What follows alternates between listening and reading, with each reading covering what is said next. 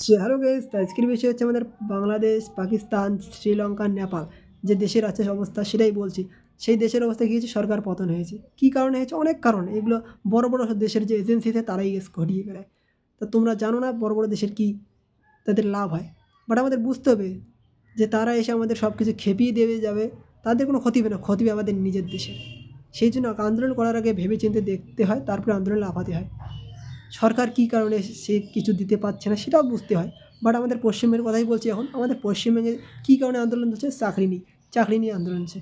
But আমাদের পশ্চিমবঙ্গে যদি এরকম হয়, আমাদের সরকার পতনের জন্য পতন হয়, তাহলে আমাদের পশ্চিমবঙ্গের সরকার পতন হওয়ার পরে কি সব চাকরি মিটবে? সবার চাহিদা সব মিটে যাবে? যাদের যেটা দাবি কোনো দিনই মিটবে না। বাট সরকার আসবে, সরকার বসবে, সরকার সব কিছু দেখবে, তারপরে গুছিয়ে নিয়ে তারপরে তোমাদের ব্যবস্থা করবে। তাছাড়া হুটহাট করে সরকার তোমাদের চাকরি দিয়ে দেবে, এটা কোনো কথাই না। তা সেইরকম হচ্ছে বাংলাদেশ, নেপাল, শ্রীলঙ্কা, পাকিস্তান, এদের দেশের অবস্থা এরকম করে দিয়েছে। এর পিছনে রয়েছে বিদেশি শক্তির হাত।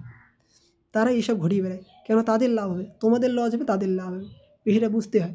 বাট আমরা অকারণেই ঝাঁপিয়ে পড়ি, অন্যের কথা ধরে ঝাঁপিয়ে পড়ি এবং নিজেরই লসটা হয়।